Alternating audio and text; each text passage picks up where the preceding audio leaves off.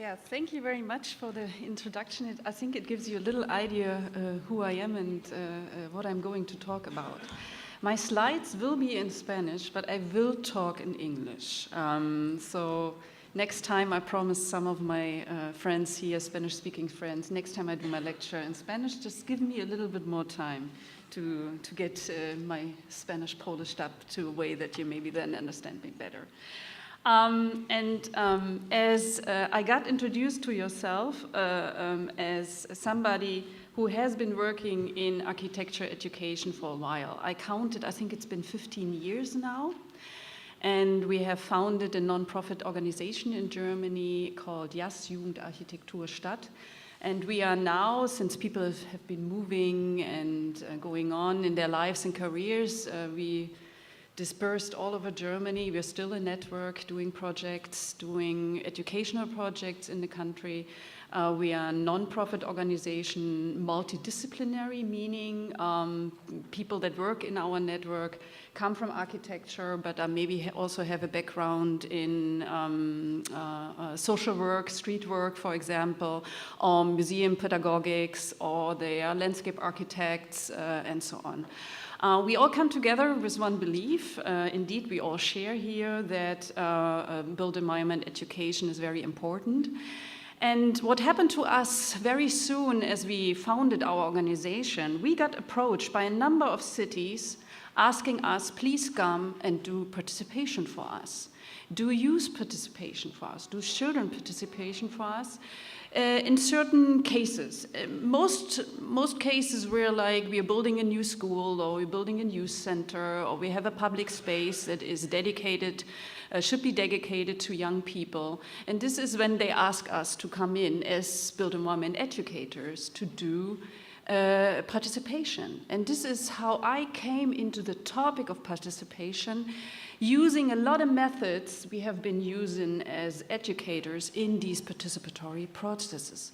And I want in my talk today reflect upon that. And as Susanna said, Germany is very good in participation in the educational process. Yes, we are maybe very good, but I will talk a lot about challenges.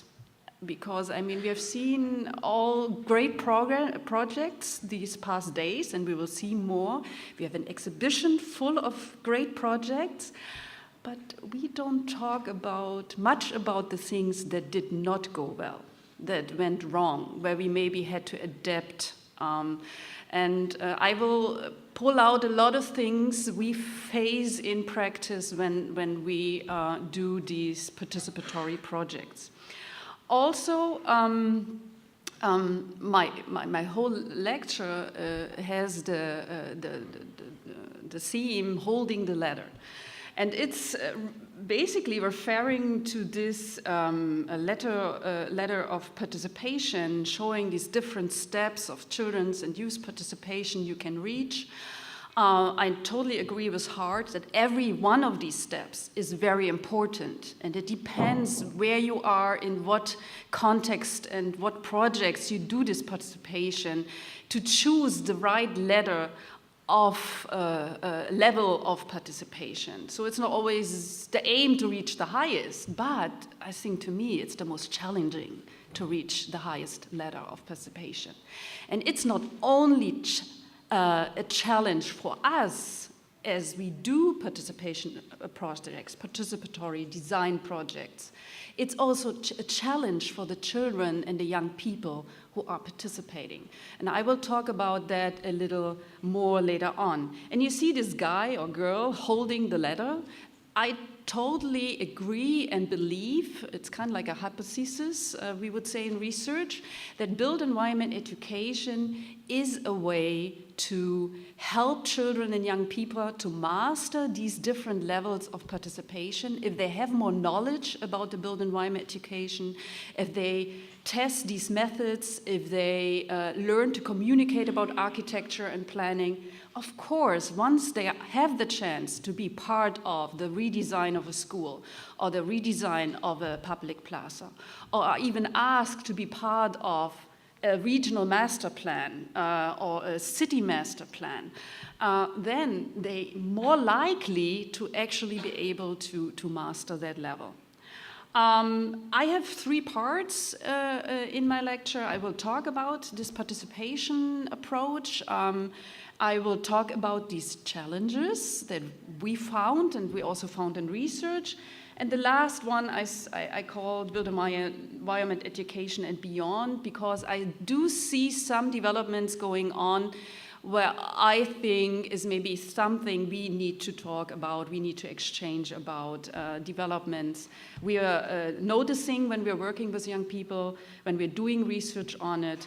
And this is maybe the best thing about me also being a professor at the university, that as soon I got appointed as a professor 6 years ago, I suddenly had the first time in my life the chance to actually do research, do evaluation about build environment education and participation that I have been in, but also other people have been in. And I will pull out some of these results we have been finding in research. First of all, Germany was mentioned, and most projects, no, I think all projects I am showing and referring to, they are German projects. So maybe it's interesting for you to understand how participation is, what is the foundation when it comes, or foundation, I would say, regulations that are out there in Germany that actually municipalities are they have to let people participate in planning and designing of the city. So this is the law, the federal building code, and it says the public is to be informed at earliest as possible. So as soon as you think about redesigning a plaza or building a new city quarter or building a new building, public has to be informed about the aims and the purpose of these plans and designs. They have to be presented the different design and planning solutions. They also have to be informed of the impact of these plans and solutions. And the public is to be given suitable opportunity to comment and to discuss these solutions. So that sounds very great. This law has been out there for decades, and a suitable participation in Germany could also have been that you put some posters out in the city hall, and then as a citizen you can come by, look at them. You may be lucky to understand them or not, and then you can comment them. So this has been the practice for the longest time. And then we had some national projects where we really got big citizen involvement, citizen protest. And this really has changed the participation culture just, I would say, the past 10 years. Before we had a very uninspired participation, although we had this law. So this is maybe one lesson to be learned. Maybe if you have a law that and it's something written about participation in planning and design, it does not mean that it is in practice, played in practice very creative and very honest. And what is new? That is in 2013, they added one sentence to this law, saying the children are also considered part of the public, meaning basically children also have to be asked about their opinion when it comes to projects. And this is something like 2013, so it's quite new. And it's challenging, and some municipalities are very eager to make this happen and very creative. And this is also where JAS was asked to be part of this. But also the national government realized that in practice, children and youth participation is not happening on a regular basis. So, and they also got known, even municipalities approached them and told them, we actually don't know how to do participation in planning, in designing. General youth participation, I totally agree, is out there since decades, but we talk about planning, designing future cities, plazas, buildings, and so on. We have these complicated processes, and so a municipal planner, urban planner, did not know, how do I do this? And one challenge especially was to get young people approached. I mean, school kids can be inspired very easily, I think, for architecture and planning. But as soon as they become teenagers, we are competing heavily with other topics. And so the state of Germany put out grant money to municipalities to finance youth participation projects in planning and design for communities and for municipalities to try out. And as TU Berlin, we had, as researchers, the chance to actually look at these projects and to learn from them. Which I think was great about this program, these projects also could fail. And the people from the national government told me, actually from these projects we learned the most, the ones that failed. And I will point out some of these evaluation results we got from these 55 youth projects all over Germany, big cities like Hamburg and Berlin, but also small towns of 10,000 people were part of that. Very different urban context. And then we had all different scales of planning and design. And this is something I showed before in another lecture. It's different scales of planning and designing we have out there, the different scales where we are actually, as experts, discuss the built environment, the future development of built environment. And one where it's very logical also to have young people and children be participating is the design of buildings and youth and child dedicated spaces like playgrounds, youth centers, but also parks, sports areas, and so on. And the participation could happen in the field of redesigning them, building them new, and so on. But this is a level of participation, I think, that is very common, at least in Germany. School buildings, for example, now it's almost it's not a law yet, but most schools are built and there is a participatory process before where children and young people also ask about the future school design. Not only the teachers, not only the parents, but also the kids are asked to be part of that process of the design. In this level of planning and designing, so when we are talking about buildings, when we are on site, what we also have is that projects are initiated by young people themselves. Meaning they come, see a vacant building, say we need a space to meet, so we want to change that space. These projects are very challenging for them because they somehow have to find somebody at the municipality level who opens up that door and the possibility to reuse a site that maybe is private. If it's public, they maybe have more options, but then there are also a lot of regulation to be looking at. So something like that. We have shrinking cities, we have shrinking regions in Germany. We are prosperous countries, but we also have some regions where we have a lot of vacant buildings and city centers where the retail, e-commerce is hitting very heavily our cities and towns. So we do have empty stores and empty buildings in city centers. And we have young people that look for spaces where they can meet, where they can do their projects, where they can do sports like this. This is, you saw the pictures at the beginning, the one that we're shoveling. Okay, this is the result of this project, of this youth meeting point in public space. So these are the kinds of projects that, the one where you see the old building, this is a project where young people actually came, so it's a bottom-up project. But this one was initiated by the street workers, by the social work of the city, saying these young people need a space where they can meet. They are troublemakers, and if we don't give them a space and they want one, then we cannot work with them. And so we came together as planners and architects and street workers to make this project happen.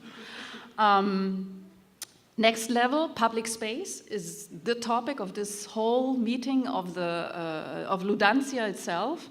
It's, and to me, young people and children are the heavy users of public space. They are, to me, experts, and I totally agree with a lot of people that say here public space is for everybody, but let's face it, in reality, young people are In most times they get into trouble when they are users of public space because they're too loud, they're littering the place, they are not accepted, at least, I mean, maybe it's a little different in your culture, but in Germany they're more considered as troublemakers.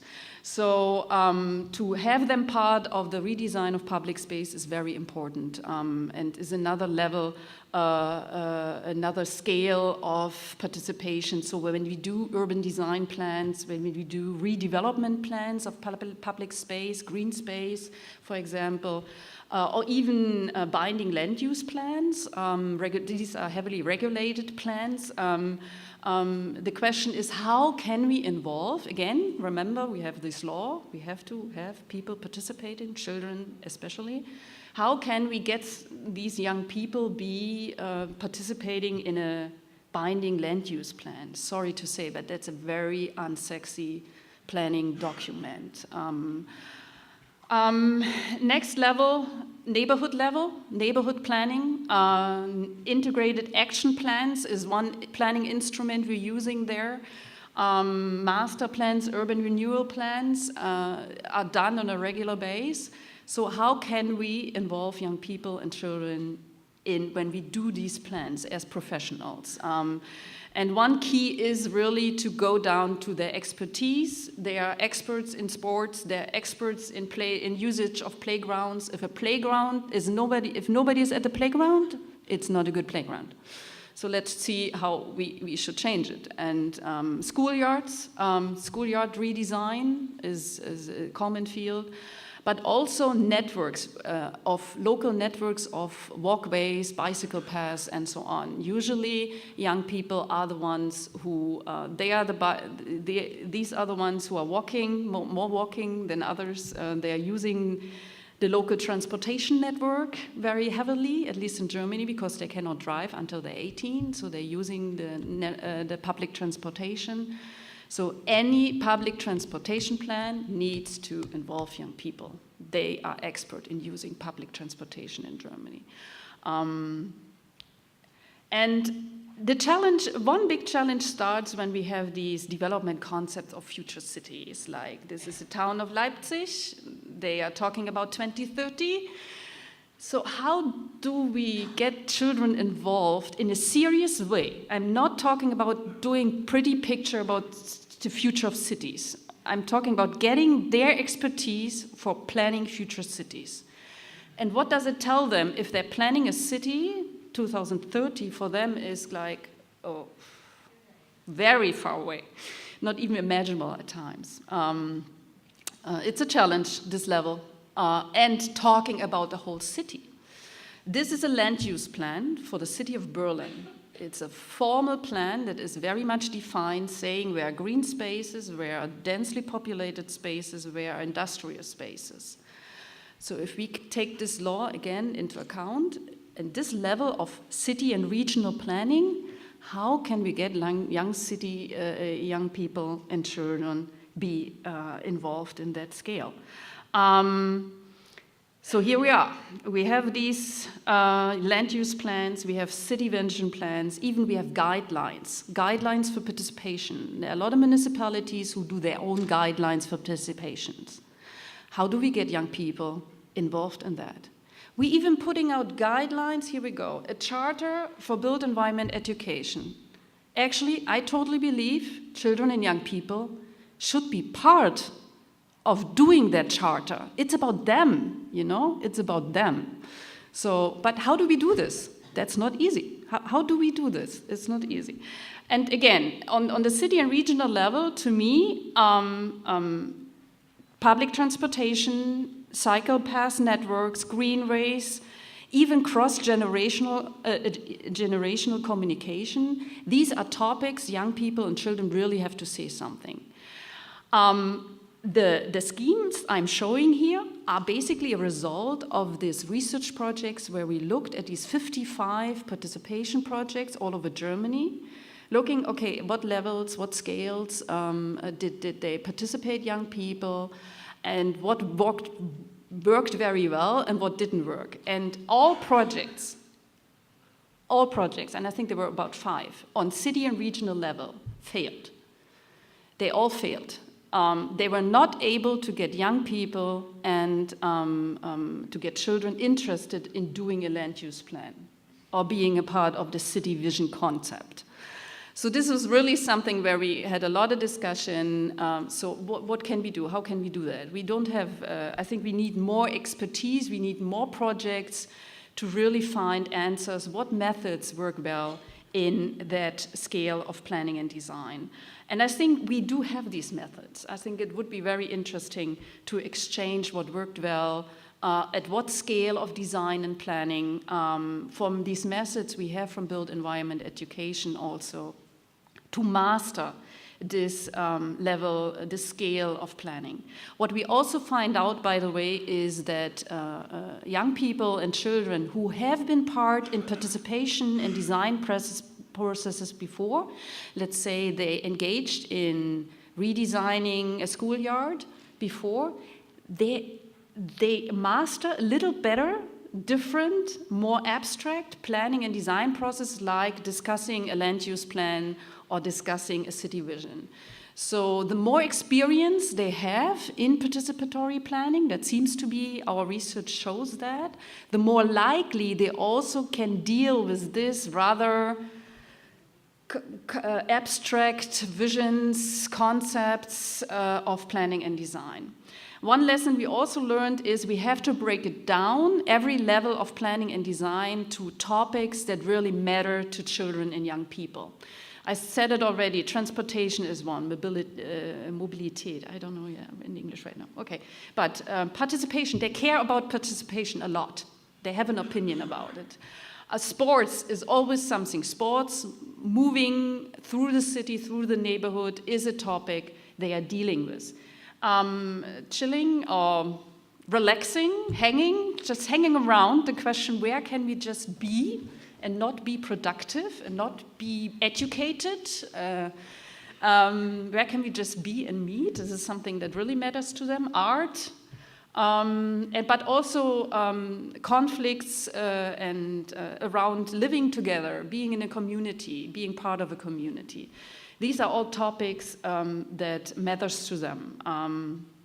We also developed a charter for, it's called Young Cities Now, and actually it was developed by them. We asked them, how do you want to participate in the development and design of cities and spaces?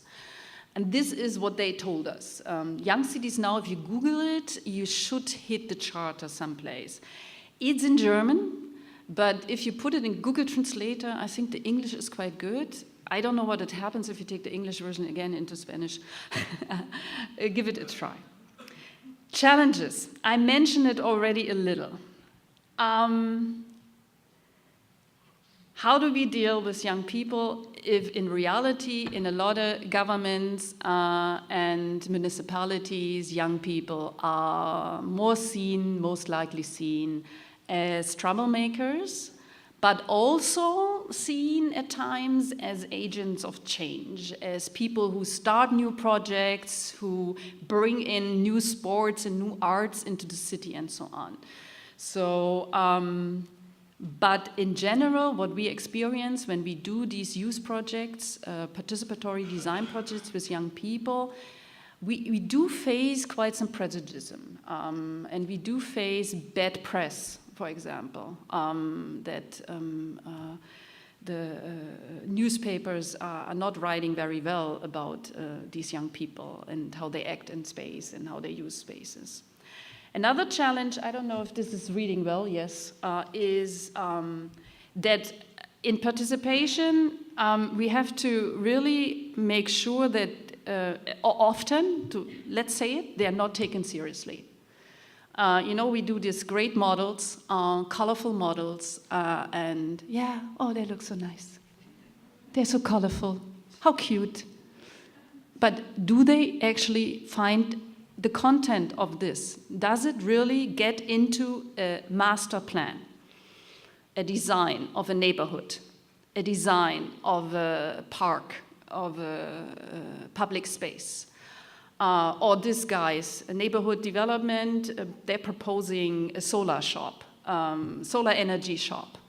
That's what they wanted. And do these ideas really get transformed into future city concept, their vision, their openness for this? By the way, these two guys wanted to plan a gun shop before. And I told them, you know, I don't think it's a good idea, because you cannot enter that shop. You have to be 18. You have to be 18. And then they said, well, no, yeah, we think of something else. And then they came up with this. But how does these ideas, which look very nice and very creative, really find their way into designs and plans? And I think this is something we really it's a big challenge in practice. Another challenge we faced doing this project of planning youth project with two groups is who is in charge? When you come with this project to city administration, who is in charge? And there are conflicts of competences. There are conflicts of two administration groups. You have the administration for youth work and social work, and then you have the planning department. So you have the youth department or social work department, and then you have the planning department. I don't know how it is in your country, but in my country, they often don't talk to each other. They often really don't have high opinion of each other. So this is who is in charge if you do a youth project like that. You go in public space, so it's a planning project, but then in a design project, but then it deals with young people. So is it a youth department project? So this is really something we face in reality. Another thing is just to go through these different scales of planning and designing. I already said it that on the level of the cities, city planning, regional planning, the abstractness of this level of planning, like having the future in 10, 20, 30 years and saying how a city should develop in that long run is very hard to transport. And like I said, a lot of projects also were simply not successful to get young people interested in that. So this is one challenge. Neighborhood, I already said, the missing awareness of administration, also the missing knowledge. And then a lot of these projects happen on, you're dealing with private owners that are not convinced of children and young people participation. So we are all convinced people when it comes to that. But how do we deal with private owners and you come and you want a youth or child dedicated project to be realized there. Public space, lack of acceptance. At least I think the prettier the city, that is what we found out in research, the prettier city, the most perfect the city is, the city center, the most picturesque, the most renovated, the worst culture of youth acceptance. They really are seen mostly as troublemakers who litter this beautiful space and who are spraying the walls and so on. The acceptance is not quite good. So if you do a youth participation project there, you're finding a lot of prejudice, repression even, I would say. And the challenge when you go down on the level of architecture, of a building architecture or the site design, like a schoolyard, then is sometimes these spaces are not available. Sometimes the times of planning are very short and they don't have time to incorporate children's participation. An issue of money sometimes comes along, although compared to, I don't know, a school costs 2 million euros or 1 million euros, to have 5,000 euros for participation is nothing. So we have to do a lot of convincing to that. And then also, especially if the projects are bottom-up, they are facing a lot of bureaucracies and constraints. And at a certain point, especially if they want to be accepted, they have to form an institution. So young people who want to change their neighborhood have to form an institution, an organization to receive money and so on. And here we are, these little child-initiated projects.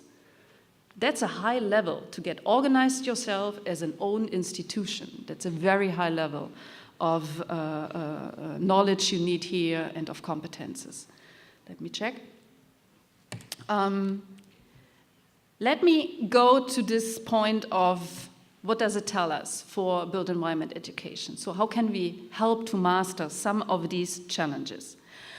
We have these wonderful methods of visualizations of ideas, of concepts.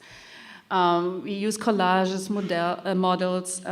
We really use different methods to envision the design of spaces. We have them all out there. We also, at times, use the methods young people and children are today very familiar with, photography, videos, and so on, mapping tools, and so on.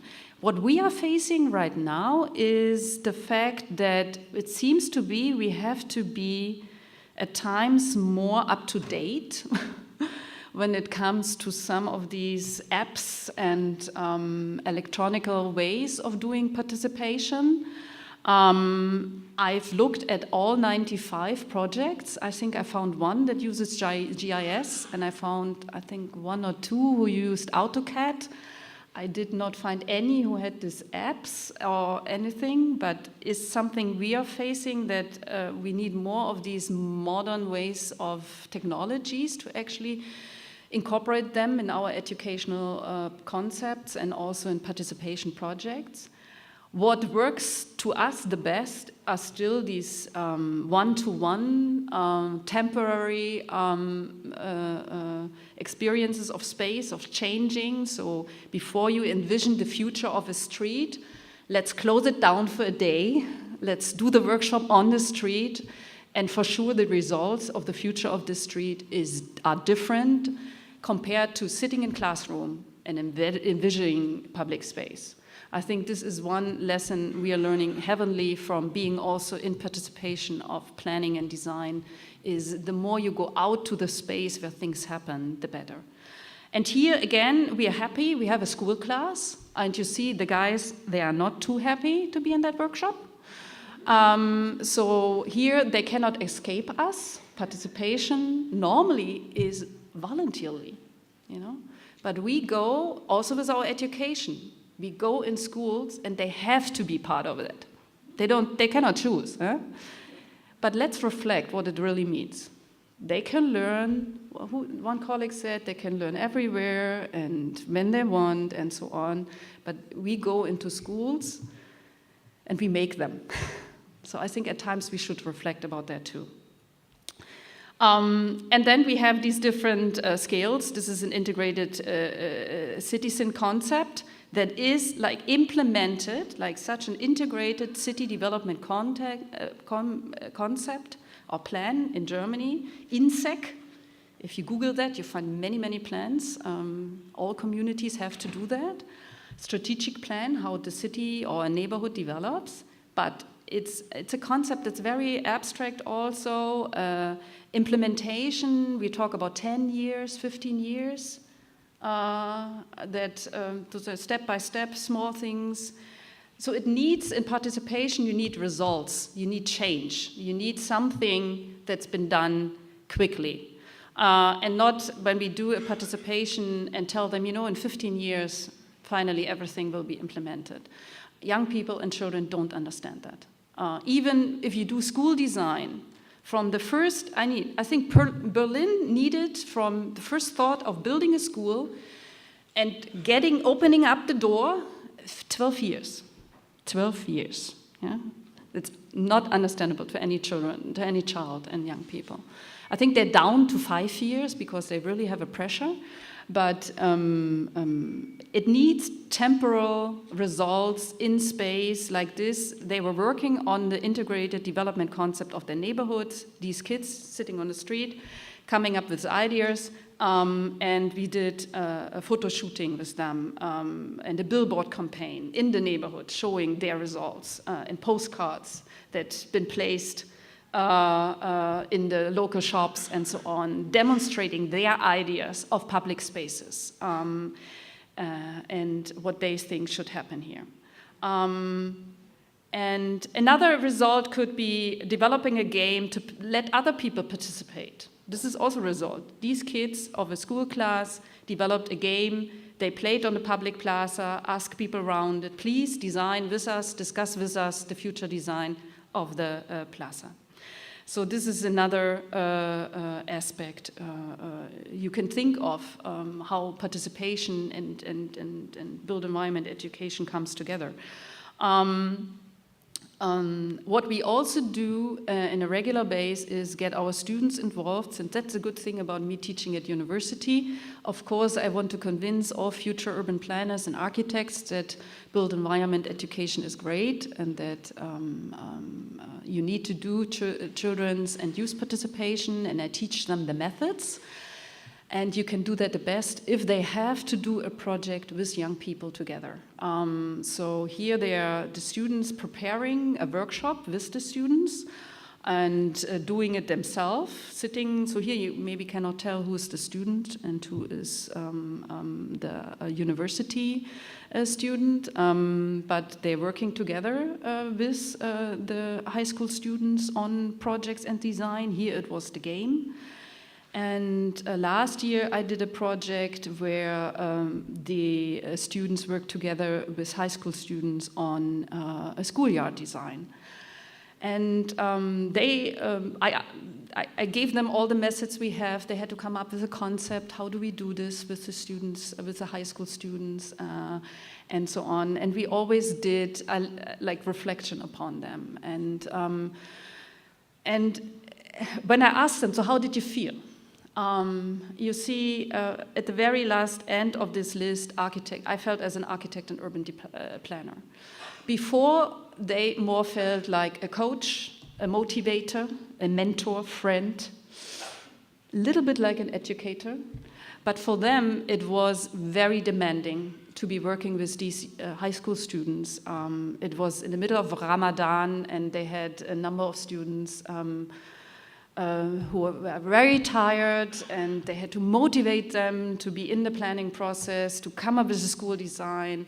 The workshop was 4 hours long. After 4 hours, my university students, they were totally tired of this 4-hour workshop with the high school students. But to them, it was a very important experience having these different roles. But to me, I think we also hardly discuss what different roles we actually have when we go out and do built environment education, or in this case, even participation. Are we architects? Are we coaches, motivators? When are we what? So this is another level of reflection. And last but not least, one project I want to present in a sense also of some reflections we took from that.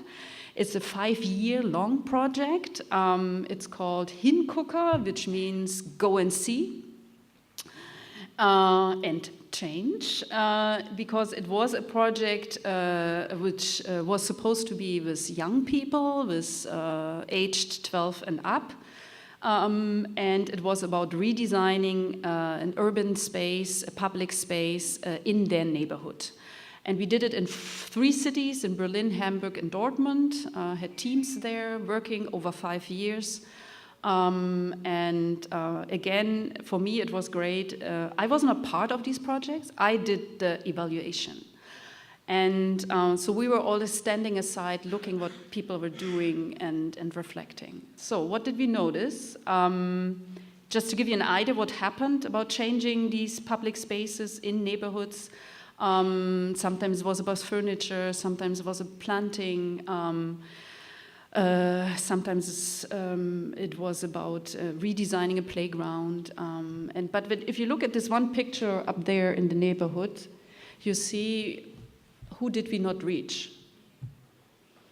You hardly see anybody 12 years old and older.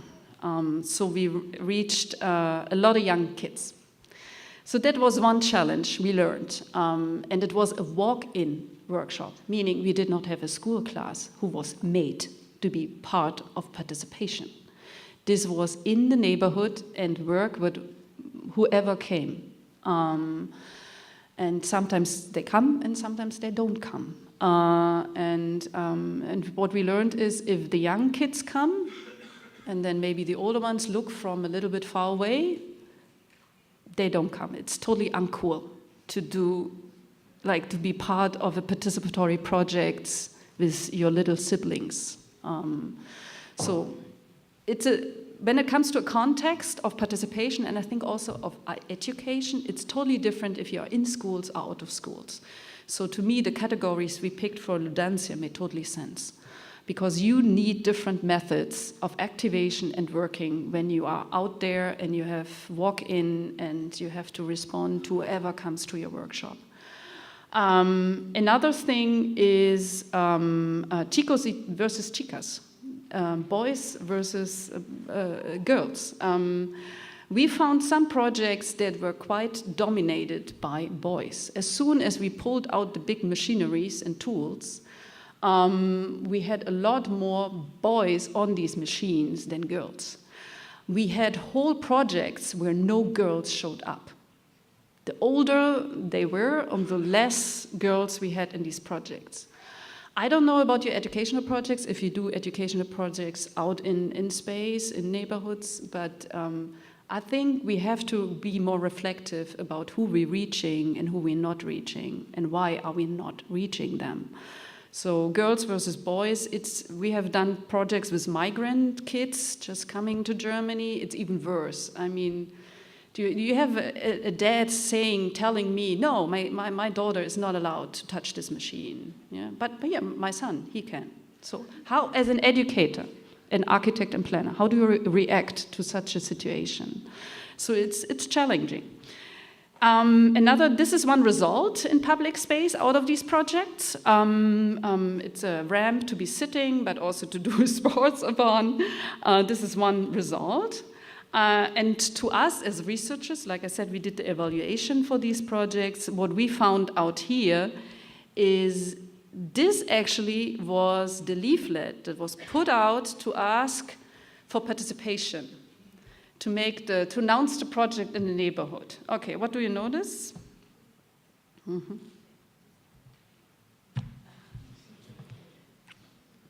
Well, it's very close to what was proposed, or what was saying, like, come and participate, be part of the design process. And we confronted our colleagues with that. We had some wonderful discussion on that. And yes, we talk about process is important, but as soon as you really implement a design, if you build a school, if you build a plaza, if you build an object in space, design matters. The product is important. And I think that's a big difference between built environment education and participation. So I think the reflection about this process versus product is very important and to be looked at. Another last question is results, short-term results, long-term results. The question of impact, outcome, it's also a topic we want to discuss with you in our workshop. The question, are they learning? Yes, they're learning when and where they want, I totally agree, but they're always learning. So the question is, when they come to us, and even when we do participation, I also say, and there is research out there that corresponds to that participation, a participatory process is a learning process. At the end, if you have gone through the redesign of a building as a child or young people, or the redesign of a plaza, you learned a lot about design and planning, a lot. You know the processes, you even know somehow how city administration is working and so on. But short-term, long-term results, what are they learning? This is just something we are investigating. How and what are they really learning when they come to us, when they are in architecture education?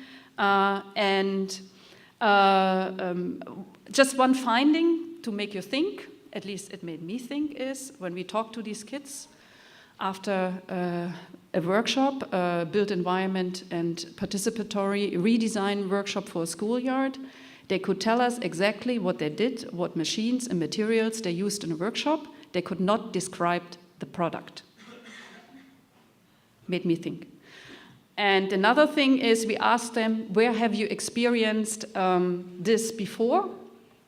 And to us, a whole world opened up. Because they would point out, you know, I built this shed with my uncle. I'm playing Minecraft. And they said, I'm playing YouTube, and I look at YouTube, City Life, Anno, Counter-Strike, and this has something to do with planning and design. Made me think. I think this was very interesting for me. Thank you.